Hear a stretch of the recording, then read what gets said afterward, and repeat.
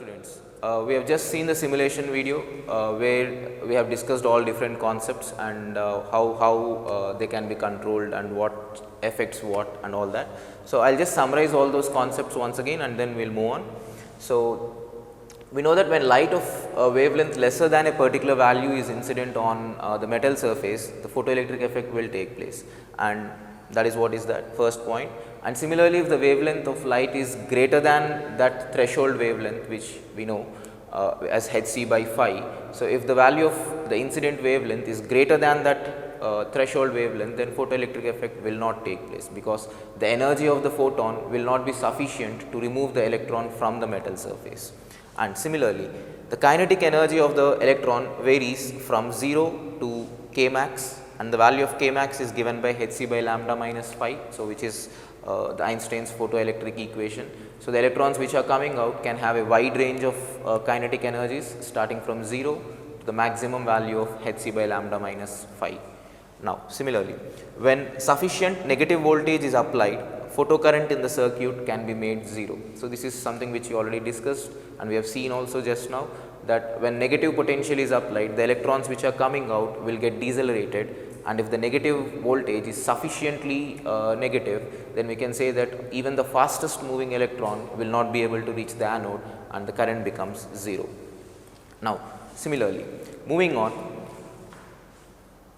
stopping potential does not depend on intensity of incident light. So, we have discussed this just now also. So, if the fastest moving electron, if one of the fastest moving electron is being stopped by the battery, then it does not matter how many electrons of that speed come out, because all those electrons will experience the same force. So, we can say that if one electron gets stopped by the battery without reaching the anode, then any number of electrons with that kinetic energy can also be stopped. So, we can say that stopping potential does not depend on the intensity. How many electrons ever comes out of the cathode, everything can be stopped if one fast moving electron is stopped.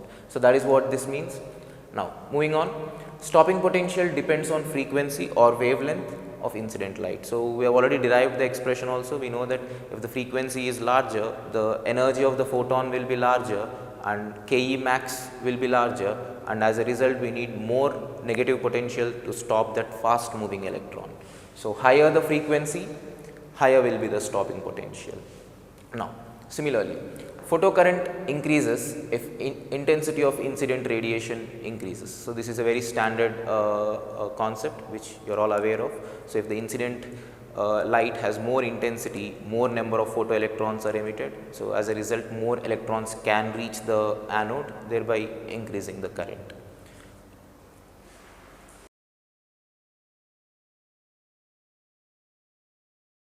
Okay, students, now let us see how photoelectric effect is a proof of quantum nature of light. So, earlier there was no proof of whether light was a particle or a wave. Many have actually started believing that light is more of a wave, and when photoelectric effect was introduced, this was the actual proof that light also has particle nature, and let us see how that conclusion was arrived at. So, the first thing that we can use as an evidence for quantum nature of light is that there is a minimum frequency below which photoelectric effect does not take place. So, this is a concept which we already know. So, below threshold frequency, the photons will not be able to emit the electrons. So, in other words, photoelectric effect does not take place. Now, this is against what wave nature suggests. What wave nature suggests is that the energy that light possesses is a continuous flow of energy, just like how water flows in a tube continuously. Wave nature suggests that light is basically a continuous flow of energy. Now, the problem with wave nature of light is that if, for example, let us say there is a metal whose work function is some 3 electron volts, and let us say light is incident on that. If wave nature is how we explain the photoelectric effect, let us just assume for a while, if I am able to continuously incident light on that metal surface, it keeps gaining the energy, that electron continuously takes the energy, and at one moment of time the energy which it got would cross 3 electron volts and the electron would get emitted. So, what I am basically saying is that if light was incident for a sufficiently long time, the electrons will gain the energy which they require and they get ejected. but that is not what happens in actual experimental observations. What happens is that irrespective of the time for which the light was incident, the amount of current or the amount of electrons that comes out would be the same. The number of electrons coming per unit time will be the same. So, it is against what wave nature suggests. Wave nature suggests that even if initially there is no current, if light is incident for sufficiently long time, photoelectric effect can take place. So, that is completely against the observation. So, wave nature has failed to explain the observations of photoelectric effect. Now, this is where the particle nature comes into play.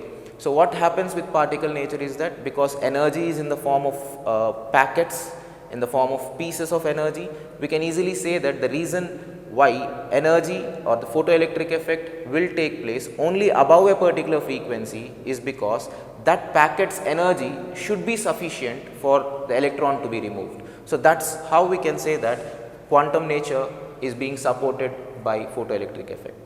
So, apart from this, there is also one more observation which can be explained only by using photoelectric effect, and it is that Ke max, you already know this, the maximum kinetic energy of the electron coming out from the cathode is dependent on frequency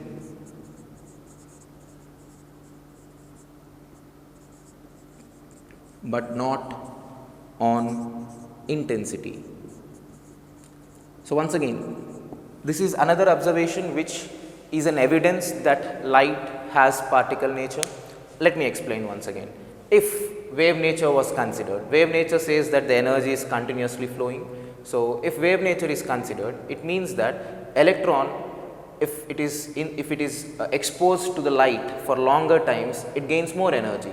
So, which means if the intensity is greater or if the intensity is greater for a longer time, so it basically means that the electron gains more energy and the maximum kinetic energy also increases. But the observations which we have made basically suggest that the maximum kinetic energy of the electrons coming out has nothing to do with the intensity. Intensity does not affect the maximum kinetic energy. It is just that packet of energy, because electron can only absorb energy as a single packet. The electron can't even absorb two packets simultaneously. It can only absorb one packet at a time. So, if that packet's energy is sufficient, electron gets ejected, otherwise it won't get ejected. So, wave theory suggests exactly the opposite. It suggests that if the light is incident for sufficiently long time, the electron can get more energy, and as a result its kinetic energy can also be larger, but that was not what the observations show us. So, from that we can basically say that wave nature can be rejected to explain photoelectric effect, and each and every observation of photoelectric effect can be basically understood by assuming that light has particles or light has its energy in the form of packets, which we call as photons or quanta.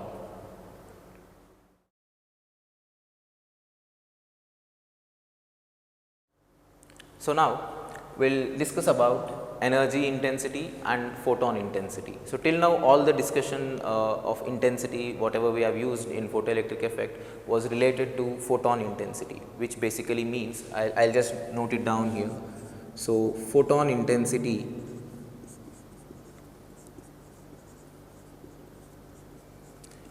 it basically means the number of photons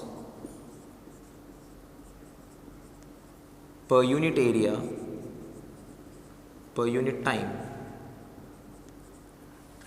So, it basically represents the number of photons that are striking a unit area of a surface in unit time in 1 second. So, that is how we define photon intensity, and whatever intensity which we used was actually this. Now, there is also another intensity which we should be dealing with. Sometimes when you are solving any numerical questions, so they might not give you photon intensity, they might give you a different parameter which is basically energy intensity. So, let me write that down as well and what it means.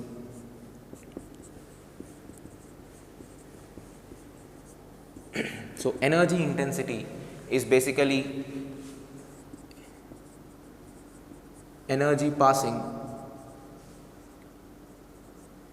per unit area per unit time. So if I consider this as the surface which has a unit area, all I'll have to do is find out how much energy of light reaches this particular surface of unit area in 1 second, and that is how we define energy intensity. Now, as I told, whenever we are required to solve any numerical questions, we would need to know the relation between photon intensity and energy intensity, and the relation is pretty simple. I'll just divide these two expressions. I'll just use a symbol. I'll use photon intensity. I'll represent it with some eta, and for energy intensity, I'll just use capital I. So don't think that it is current. So it is intensity. I'll be using small I for current. Okay. So now let us see what is the relation between photon intensity and energy intensity. So here, as you can see, if I divide these two, when I divide energy intensity with photon intensity, I get I divided by eta is equal to, now think, I am dividing this parameter with this parameter. So in both we have the same denominators, so which means they will cancel out when I divide them, and eventually I will be getting the expression as energy per photon. So that basically gives me energy per photon, and we already know how much is the energy per photon of a given light. We can write it as hc by lambda. So this is the relation which we will be using. So it is basically I is equal to eta times hc by lambda.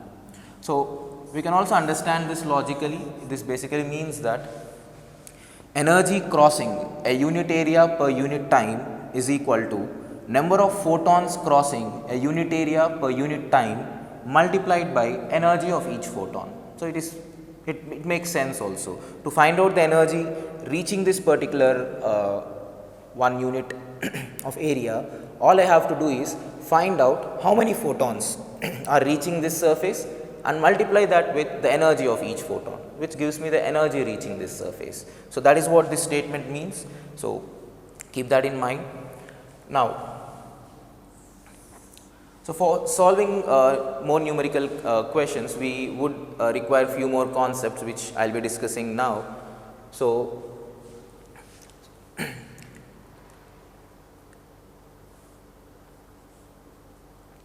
energy intensity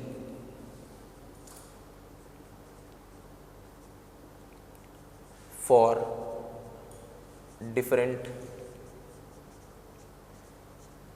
sources of light.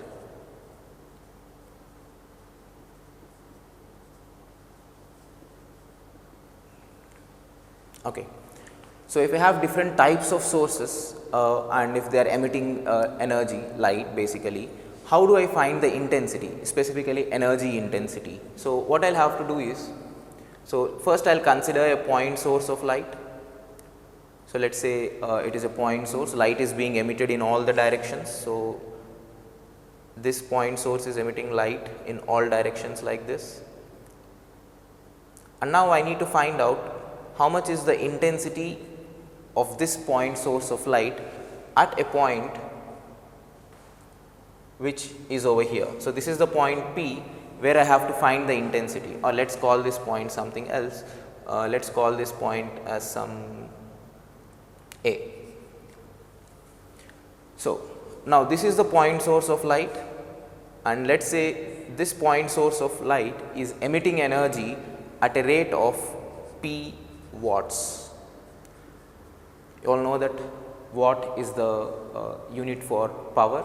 So power basically represents the amount of energy released by that source in 1 second.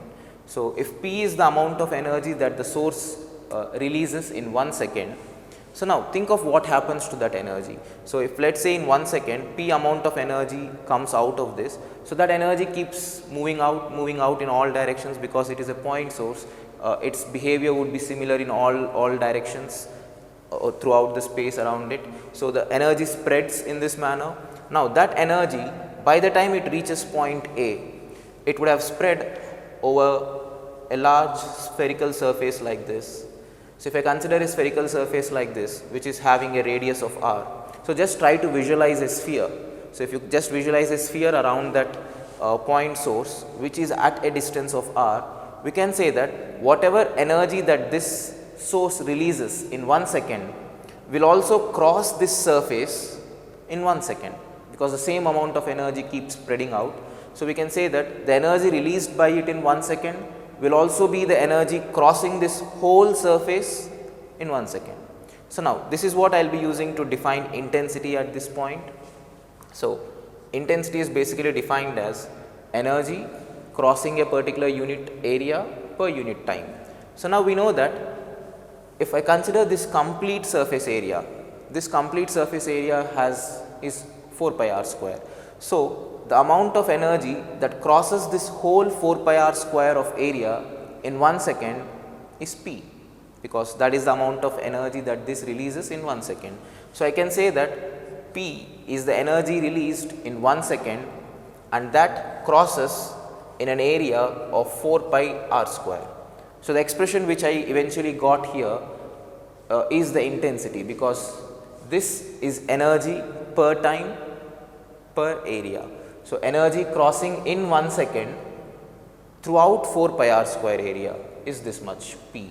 So, if I need to find out per unit area, I will just divide it with 4 pi r square, and this is the expression which I will be getting. So, intensity at a point which is at a distance of r from a point source. So, this is the point source, can be given by this particular expression, where P is the power of that particular source, and the most important thing which you will have to take from here is the intensity due to a point source of light is inversely proportional to r square.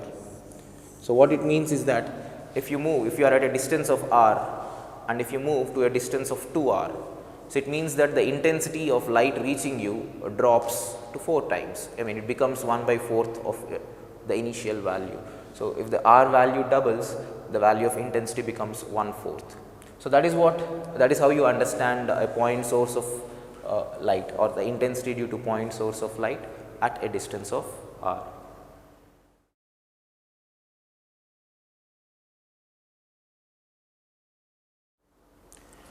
Students, now we will solve some numerical questions based on photoelectric effect.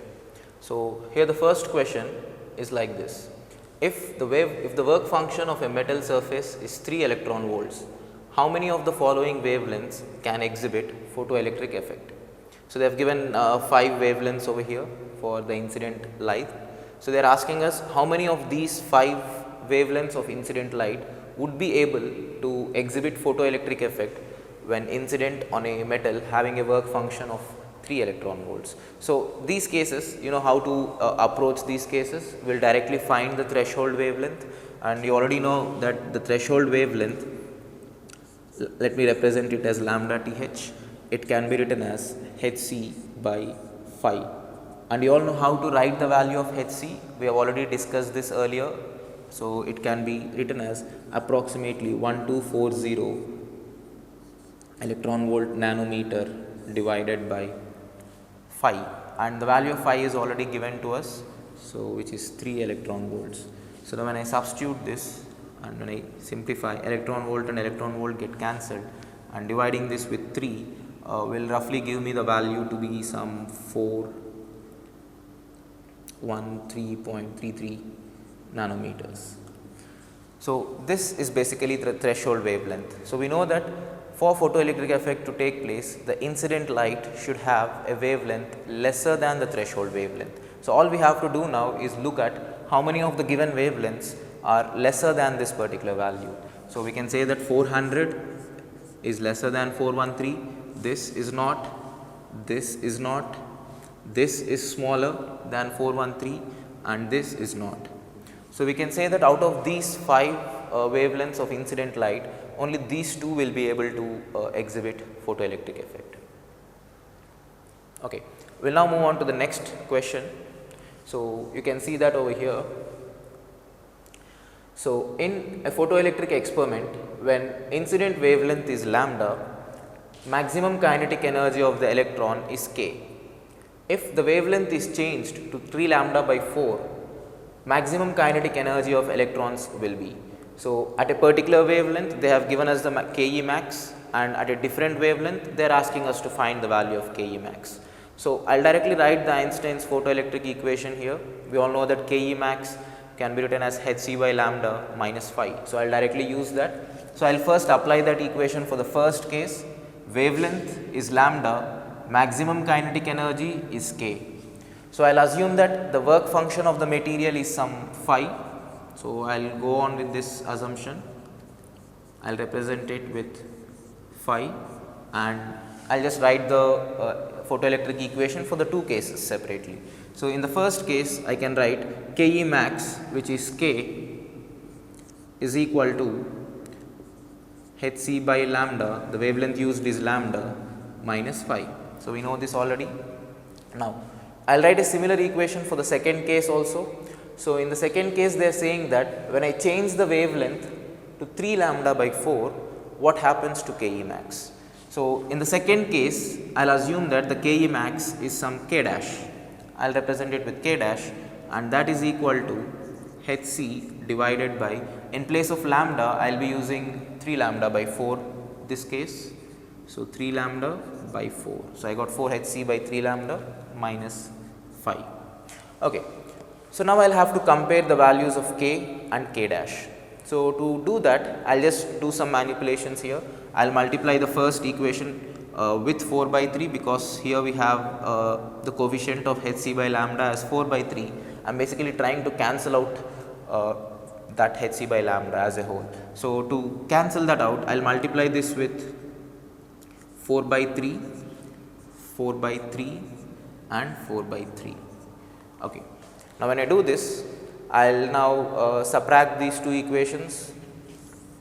I would get 4K by 3 minus K dash is equal to, so when I subtract these two gets cancelled out, and here I will be left with minus 4 phi by 3 minus phi, which basically gives me minus phi by 3. So, what we understood from this here is that 4K by 3 minus K dash is a negative value. So, what does that mean? It basically means that K dash is greater than 4K by 3. So, here we would be getting K dash is greater than 4K by 3. So, the answer for this would be D. Okay.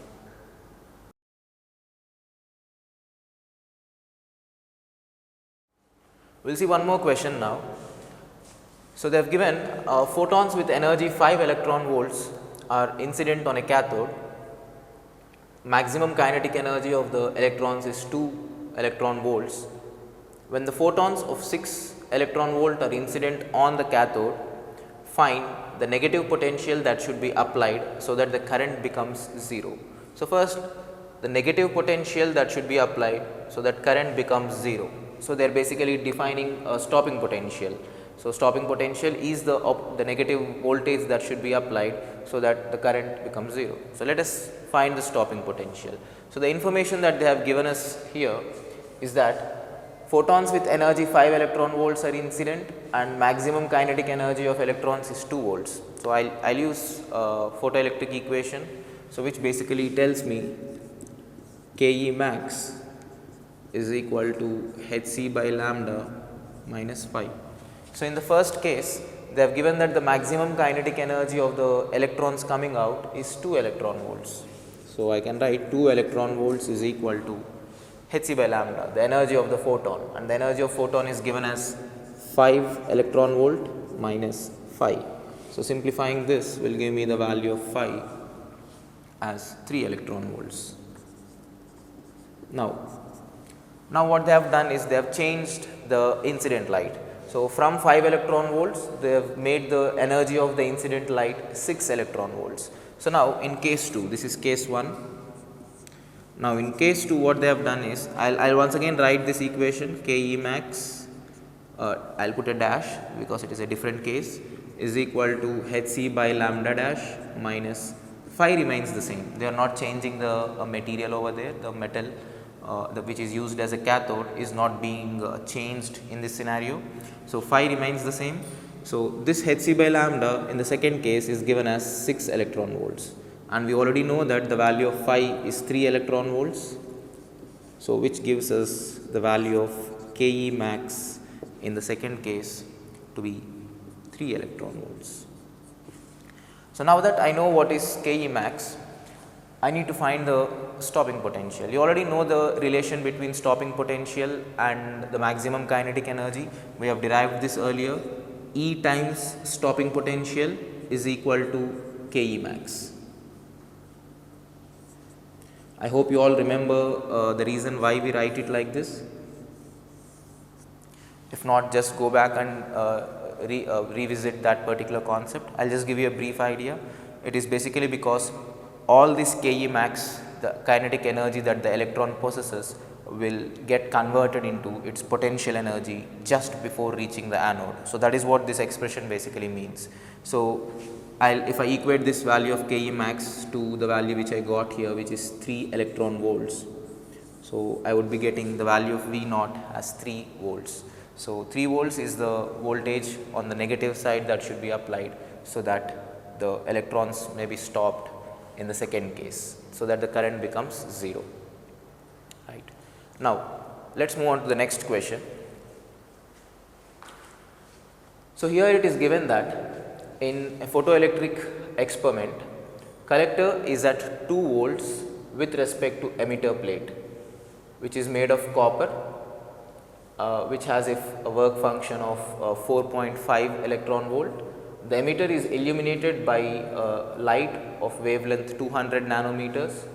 Ke max of electrons reaching the collector is. Okay. So there are many chances of making mistakes in this question if you are not very careful about the information that they have given and the question that they are asking. So now let us understand each and every bit of the information here one by one. So they have told that collector is at 2 volts with respect to emitter. So what that basically means is that when compared with emitter, I hope you all remember that emitter is basically the cathode, that is where the electrons come out from. Emitter is the cathode. Okay. So they are saying that when compared with the emitter, the collector has a potential of 2 volts higher. So it basically means that the battery in that apparatus is connected like this. So if this is the photoelectric, the tube which we use for that. So this is the emitter, the collector. So they are basically saying that this collector is at a potential of 2 volts higher than the emitter. That is what that statement there means. So which means the battery which we have connected here is connected in such a way that the positive polarity is connected to the collector. So this is the collector. So it is at plus 2 volts. So the voltage applied is plus 2 volts. Okay. Now they have also given that this emitter is made up of copper, and the work function of that material is also given to us. The value of work function in this case is given as 4.5 electron volts. Now next, they have told that the emitter is illuminated with some light, and that light has a wavelength of 200 nanometers. So you all know how to convert that wavelength of 200 nanometers into its energy of electron volts. I will directly use that. So E is equal to 1243 electron volt nanometer divided by 200 nanometer. So just for ease, I will approximate this to 1240, so that calculations are simpler. Okay. Now when I simplify this, 0 and 0, this becomes 12.4 divided by 2, which is 6.2 electron volts. So that is the energy of the incident photon. So now a photon having an energy of 6.2 electron volts is now incident on a metal whose work function is 4.5 electron volts. So now you can easily guess what maximum kinetic energy of the emitted electron is. So I can directly write the photoelectric equation. I will get Ke max is equal to E minus phi. So which is 6.2 minus 4.5 electron volt, and the value of that is 1.7 electron volt. Now that is not the answer, because this is the maximum kinetic energy of the electron which is emitted from here. So, the electrons which are emitted from here, of all the electrons, the electron with the maximum kinetic energy has this much value of Ke. But the question here asks Ke max of the electron reaching the collector is. So, this is emitter. The electron coming from the emitter has this much amount of maximum kinetic energy. So, they are asking us what would be the kinetic energy or the maximum kinetic energy of the electrons which are reaching here. Now, the first thing you will have to notice here is that as the electrons move from here to the collector, what happens to their kinetic energy? Is it going to increase or is it going to decrease? We already discussed earlier that it depends on whether the electron is going to higher potential or lower potential. If it is going to higher potential, its potential energy decreases, which means kinetic energy increases. I hope you remember that. So, this was exactly the reason why we discussed all those concepts. So, in this particular case, because this is connected to positive terminal, this is at higher potential and the collector is at lower potential, which means the electron which is emitted from here is moving towards higher potential. You can also understand this in terms of force or in terms of energy. I will explain it both ways. So, first energy way. So, because it is going to higher potential, its potential energy decreases because it is an electron. So, if potential energy decreases as it goes from here to here, its kinetic energy increases. By how much? It depends on the potential difference. Potential difference is 2 volts, which means energy is 2 electron volts. So, as the electron moves from here to here, its kinetic energy increases by 2 electron volts. So, you can directly say that. So, whatever we have written here, Ke max is at collector, sorry, this is at emitter. So, if I have to find out Ke max at collector, I can directly write it as 1.7 electron volts plus, I hope you are all aware why I am writing a plus sign here, because the electron's energy, kinetic energy increases because potential energy decreases by 2 electron volts. So, plus 2 electron volts. So, the answer for this question is 3.7 electron volts. Like I told you, we can also understand this in terms of force, because this is at higher potential, this is at lower potential, field is in this direction, and you know that electron experiences a force in the opposite direction. So, this electron gets accelerated in this direction, so its kinetic energy should increase. Now, keep in mind that if the polarity of the battery was reversed, you would have done the exact same thing, but with a negative sign over here. And one more important thing here is that if this was 2 volts in the opposite direction, think whether these electrons would reach the anode or not. So, this is something which I leave it to you. I will repeat once again.